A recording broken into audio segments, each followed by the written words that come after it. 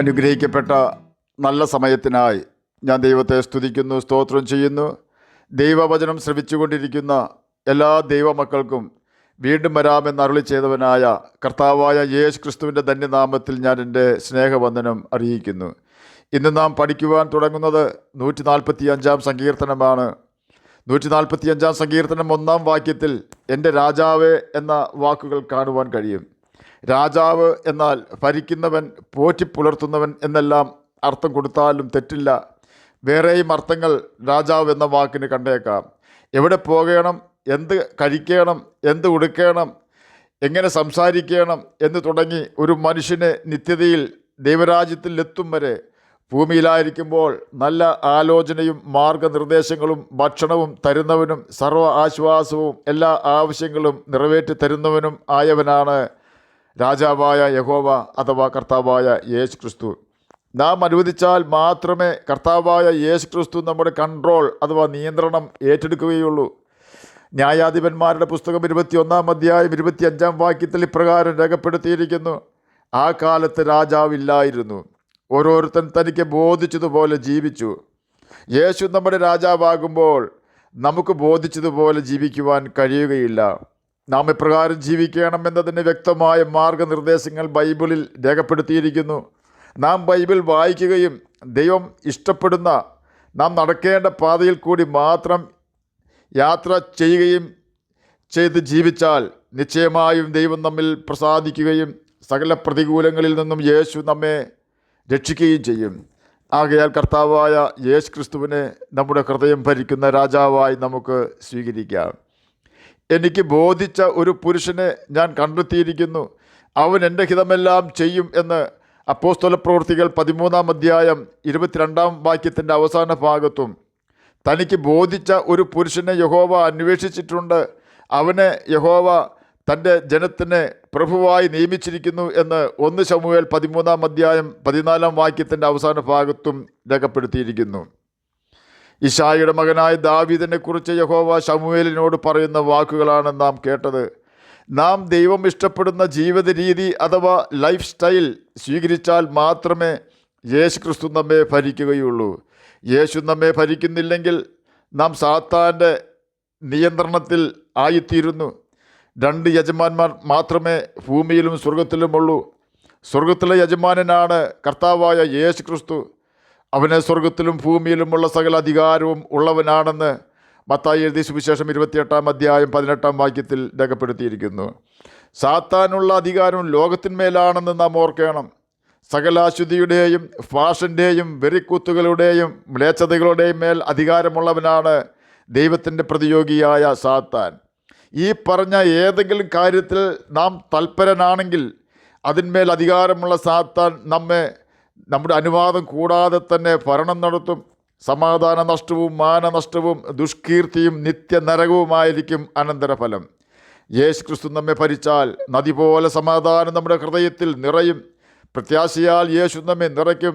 സ്വർഗീയ സന്തോഷത്താൽ നാം നിറയും. എല്ലാവരോടും ക്ഷമിക്കുവാനും സകലരോടും കരുണ കാണിക്കുവാനും നമുക്കപ്പോൾ സാധിക്കും. സാത്താൻ്റെ സകല കെണികളിൽ നിന്നും യേശുവിൻ്റെ ആത്മാവ് നമ്മെ രക്ഷിക്കുകയും നമ്മെ ലക്ഷ്യത്തിൽ എത്തിക്കുകയും ചെയ്യും.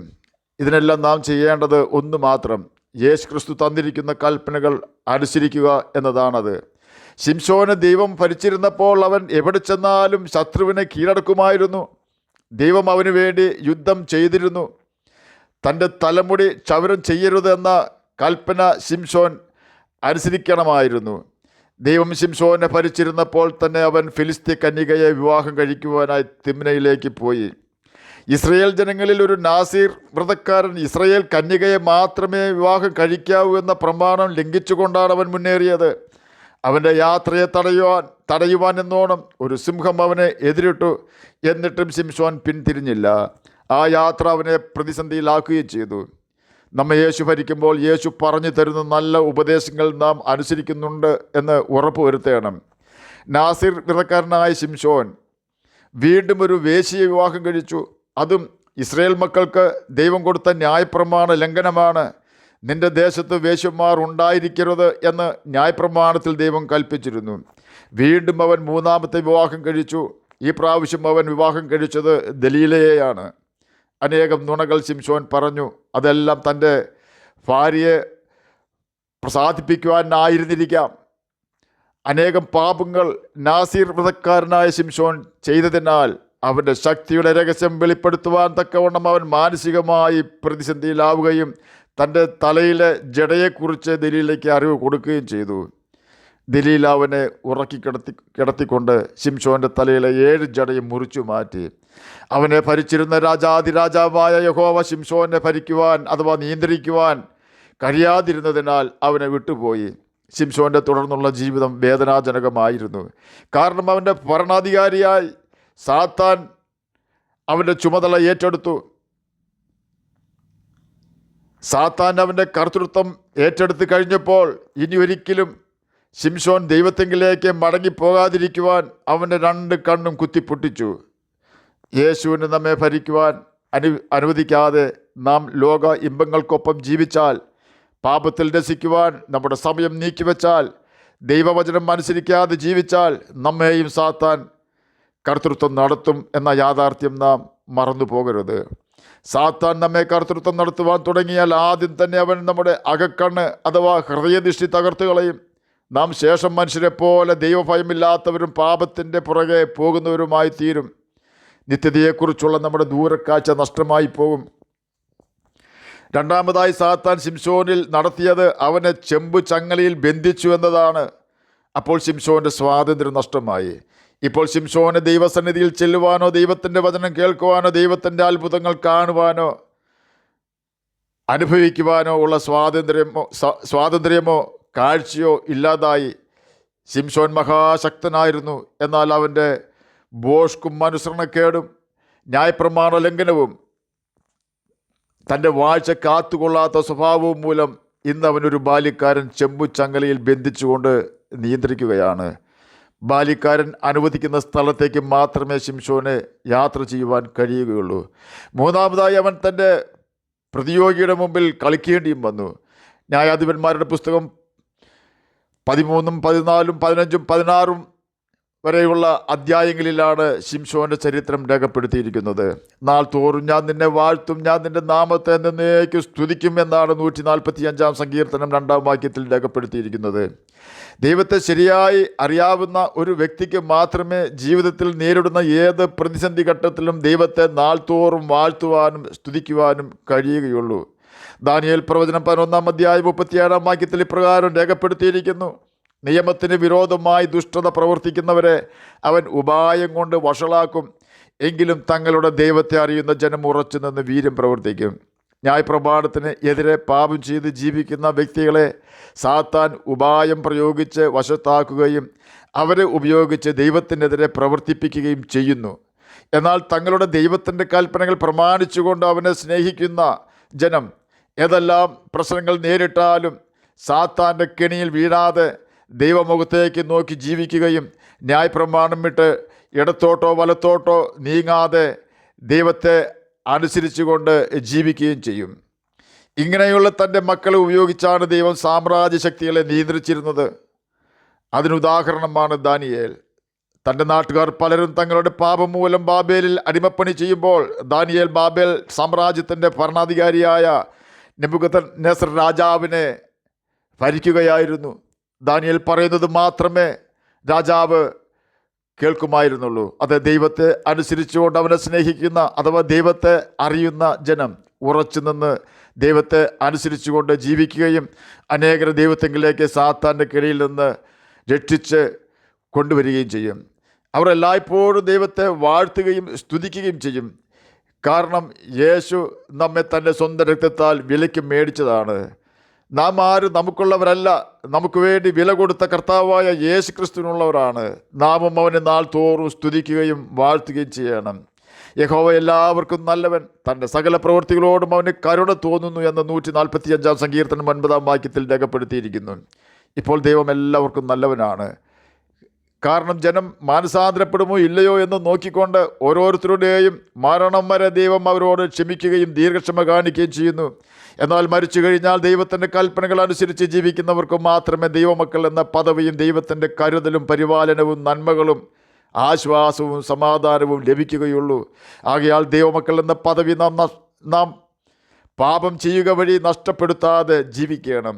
ആ പദവിയിൽ നിന്നും നമ്മെ തള്ളിക്കളയുവാനാണ് സാത്താനും അവൻ്റെ ദൂതന്മാരും നമ്മെ കൊണ്ട് പാപം ചെയ്യിക്കുവാൻ ശ്രമിക്കുന്നത്. ആകയാൽ എന്നെ കേൾക്കുന്ന ദൈവമകനെ, ദൈവമകളെ, ദൈവസ്നേഹത്തിൽ നിന്നും മാറിപ്പോകാതിരിപ്പാൻ കൃപയുടെ വചനമായ ക്രൂശിൻ്റെ വചനം മുറുകെ പിടിച്ചുകൊള്ളുക. ഇനി പാപം ചെയ്യരുതെന്ന ദൈവസ്നേഹത്തിൻ്റെ ഉപദേശമാണത് എന്ന് ഓർത്തുകൊള്ളുക. കാരണം പാപം ചെയ്യുന്നവൻ പിശാചിൻ്റെ മകനാണെന്ന് 1 യോഹന്നാൻ 3:8 രേഖപ്പെടുത്തിയിരിക്കുന്നു. തൻ്റെ ഭക്തന്മാരുടെ ആഗ്രഹം അവൻ സാധിപ്പിക്കും, അവരുടെ നിലവിളി കേട്ട് അവരെ രക്ഷിക്കുമെന്ന് 145 സങ്കീർത്തനം 19 രേഖപ്പെടുത്തിയിരിക്കുന്നു. ഭക്തൻ എന്നാൽ ദൈവഭയമുള്ളവനെന്നും ദൈവവചനത്തോട് കൂറുള്ളവനെന്നും ദൈവവചനം അനുസരിച്ചുകൊണ്ട് ദൈവത്തെ സ്നേഹിക്കുന്നവൻ എന്നുമൊക്കെ അർത്ഥം കൊടുക്കാം. ഇങ്ങനെയുള്ളവരുടെ ആഗ്രഹം പാപം ചെയ്യാതെ ജീവിക്കുക എന്നതും ദൈവം എന്താണോ ആഗ്രഹിക്കുന്നത് അത് മാത്രം നിറവേറണം എന്നതുമാണ്. ആ ആഗ്രഹം ദൈവം സാധിപ്പിക്കും. ഇങ്ങനെയുള്ള വ്യക്തികളുടെ ആവശ്യങ്ങൾ അഥവാ ഈ ഭൂമിയിൽ അവർക്ക് ദൈവഭയത്തോടും ദൈവസ്നേഹത്തോടും കൂടി ജീവിക്കുവാൻ ആവശ്യമായ എല്ലാ കാര്യങ്ങളും നിവർത്തിക്കുന്നവനാണ് ദൈവം. അമേരിക്കയിലുള്ള ഒരു യൗവനക്കാരൻ ഒരു ജോലി അന്വേഷിച്ച് അലയുകയാണ്. എവിടെ ചെന്നാലും ഒരു ജോലി ലഭിക്കുന്നില്ല. അവൻ യേശുവിനോട് വീണ്ടും വീണ്ടും പ്രാർത്ഥിച്ചു. അനേകം വാതിലുകൾ മുട്ടി, ഒന്നും അവന് മുമ്പിൽ തുറന്നില്ല. വീണ്ടും യേശുവിനോട് പ്രാർത്ഥിച്ചുകൊണ്ട് ആ പട്ടണത്തിലെ ഏറ്റവും വലിയ ഒരു സ്ഥാപനത്തിൽ ധൈര്യപൂർവ്വം കടന്നു ചെന്ന് ഒരു ജോലി ചോദിച്ചു. എന്തുകൊണ്ടോ ആ സ്ഥാപനത്തിൻ്റെ ഉടമ ആ യൗവനക്കാരനോട് ഹൃദ്യമായി ഇടപെട്ടു. അവർ തൻ്റെ സർട്ടിഫിക്കറ്റുകളെല്ലാം പരിശോധിച്ചു. അവസാനം കോൺട്രാക്ട് സർട്ടിഫിക്കറ്റ് ചോദിച്ചപ്പോൾ തൻ്റെ ബാഗിൽ നിന്നും അതെടുക്കുവാൻ ശ്രമിക്കുന്നതിനിടയിൽ താൻ എപ്പോഴും നെഞ്ചോട് ചേർത്ത് വെച്ച് നടക്കുകയും ദിവസേന വായിക്കുകയും കൃത്യമായി അനുസരിക്കുകയും ചെയ്യുന്ന ബൈബിൾ ബാഗിൽ നിന്നും പുറത്തേക്ക് തെന്നി വന്നു. ആ വലിയ സ്ഥാപന ഉടമ യൗവനക്കാരനോട് ചോദിച്ചു, ഈ പട്ടണത്തിൽ നീ എന്തിനാണ് ബൈബിൾ കൊണ്ട് നടക്കുന്നത്? യൗവനക്കാരൻ അതിന് കൊടുത്ത മറുപടി പ്രകാരമായിരുന്നു, എല്ലാ ദിവസവും ബൈബിൾ വായിച്ചു കൊള്ളാമെന്ന് ഞാൻ എൻ്റെ അമ്മയ്ക്ക് കൊടുത്ത വാക്ക് പാലിക്കുവാനാണ് ഞാൻ ഈ ബൈബിൾ കൊണ്ട് നടക്കുന്നത്. ഇത് കേട്ട സ്ഥാപന ഉടമ പറഞ്ഞത് ഇപ്രകാരമാണ്, ഇനി കോൺട്രാക്ട് സർട്ടിഫിക്കറ്റ് എടുക്കേണ്ട, നിന്നെ ഞാൻ എൻ്റെ സ്ഥാപനത്തിൻ്റെ മാനേജരായി നിയമിച്ചിരിക്കുന്നു. വിശ്വസ്തനായ ഒരാളെ അന്വേഷിച്ചു കൊണ്ടിരുന്ന ആ ഉടമ ബൈബിൾ കൈവശം കൊണ്ട് നടക്കുന്ന ആ യൗവനക്കാരനെ തന്നെ തൻ്റെ മാനേജരാക്കി. ആ ദൈവഭയമുള്ള യൗവനക്കാരൻ ഇതിനു മുമ്പ് മുട്ടിക്കൊണ്ടിരുന്നത് ദൈവം അവന് വേണ്ടി ഒരുക്കി വെച്ചിരുന്ന നന്മയുടെ കവാടത്തിലല്ലായിരുന്നു. എന്നാൽ ഇതാ ദൈവം അവന് വേണ്ടി ഒരുക്കിയ വാതിലിൽ മുട്ടിയപ്പോൾ അത് തനിക്ക് വേണ്ടി തുറക്കപ്പെടുകയും താൻ ആഗ്രഹിച്ചതിനേക്കാൾ അനുഗ്രഹിക്കപ്പെട്ട ഒരു ജോലി തനിക്ക് ലഭിക്കുകയും ചെയ്തു. ആകയാൽ എന്നെ കേൾക്കുന്ന പ്രിയ ദൈവമകനെ, ദൈവമകളെ, നാം ദൈവഭയത്തോടെ കർത്താവിൻ്റെ കൽപ്പനകൾ അനുസരിച്ചുകൊണ്ട് ജീവിച്ചാൽ വെളിപ്പാട് പുസ്തകം 3:8 അതിൻ്റെ ആദ്യ ഭാഗത്ത് ഫിലദൽഫിയയിലെ സഭയ്ക്ക് വേണ്ടി ഒരു വാതിൽ തുറന്നു വെച്ചവൻ നമുക്ക് വേണ്ടിയും ഒരു വാതിൽ തുറക്കും. അതുകൊണ്ട് ഏത് പ്രതികൂല സാഹചര്യത്തിലും നമുക്ക് ദൈവത്തെ സ്തുതിക്കാം. ദൈവമക്കൾ എന്ന പദവി ദൈവത്തിൻ്റെ കൽപ്പനകൾ അനുസരിച്ചുകൊണ്ട് നിലനിർത്താം. നിത്യജീവന് അവകാശികളായി തീരാം. അതിന് കർത്താവ് നമ്മെ സഹായിക്കട്ടെ എന്ന് പ്രാർത്ഥിച്ചുകൊണ്ട് ഞാൻ എൻ്റെ വാക്കുകളിൽ നിന്ന് വിരമിക്കുന്നു. നമുക്ക് പ്രാർത്ഥിക്കാം. ഞങ്ങളെ സ്നേഹിക്കുന്ന സ്വർഗീയ പിതാവേ, എന്നെ കേൾക്കുന്ന ഏതെങ്കിലും പ്രിയപ്പെട്ടവർ ജോലിയില്ലാതെ സങ്കടപ്പെടുന്നുവെങ്കിൽ അങ്ങ് അവർക്ക് നല്ല ജോലി നൽകി കൊടുക്കണമെന്ന് പ്രാർത്ഥിക്കുന്നു. രോഗത്താൽ ഭാരപ്പെടുന്നവർക്ക് രോഗസൗഖ്യം കൊടുക്കണമേ. സമാധാനമില്ലാത്തവർക്ക് സമാധാനം കൊടുക്കണമേ. അങ്ങയുടെ വചനം വായിക്കുവാനും ഗ്രഹിക്കുവാനും അതിന് പ്രകാരം ജീവിക്കുവാനും അടിയനെ കേൾക്കുന്ന അങ്ങയുടെ കുഞ്ഞുങ്ങളെയും സഹായിക്കണമേ. പ്രാർത്ഥന കേട്ടതിനായി സ്തോത്രം. യേശുവിൻ്റെ നാമത്തിൽ തന്നെ ആമേൻ. കർത്താവ് എല്ലാവരെയും അനുഗ്രഹിക്കട്ടെ. സ്തോത്രം.